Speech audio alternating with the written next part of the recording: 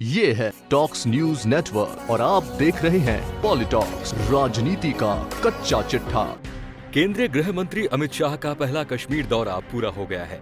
इसमें उन्होंने राजनीतिक दलों के नेताओं, नागरिक समाज के प्रतिनिधियों और पंचायत के प्रतिनिधियों से मुलाकात की। गृह मंत्री की घाटी यात्रा के दौरान इस तरह की मुलाकातें हर बार होती हैं, लेकिन एक बात है जो पहली बार हुई। गृह मंत्री कश्मीर के दौरे पर रहे और वहाँ का जनजीवन पूरी तरह से सामान्य रहा। न तो सैयद अली शाह गिलानी और मिरवाइज अमर फारूक के नेतृत्व वाली हुर्रियत कॉन्फ्रेंस की ओर से बंद का आह्वान किया गया और न ही किसी दूसरे अलगाववादी संगठन की ओर से।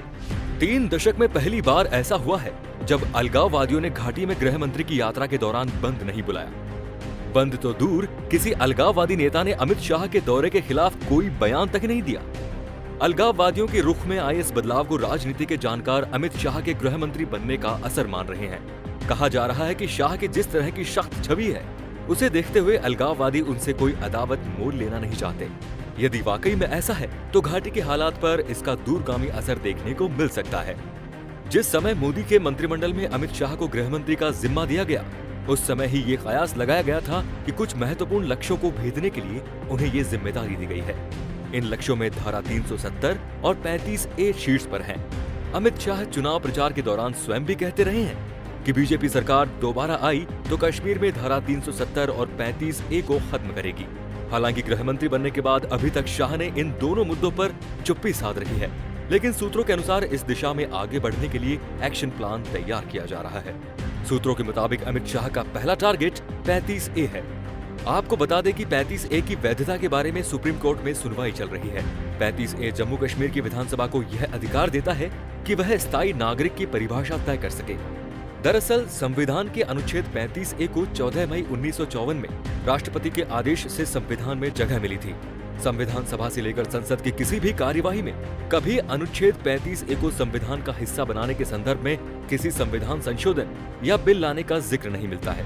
इसे लागू करने के लिए तत्कालीन सरकार ने धारा 370 के अंतर्गत प्राप्त शक्ति का इस्तेमाल किया था। 1956 में जम्मू कश्मीर का संविधान बनाया गया, जिसमें स्थायी नागरिकता को परिभाषित किया गया है।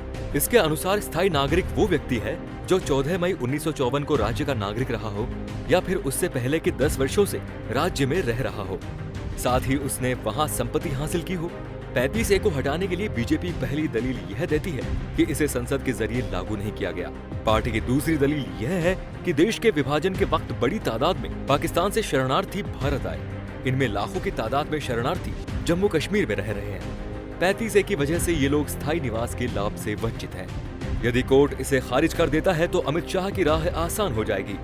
फिर चाहे घाटी के राजनीतिक दल और अलगाववादी संगठन कितना भी विरोध करें, गृह मंत्रालय इसे किसी भी सूरत में लागू करने से पीछे नहीं हटेगा।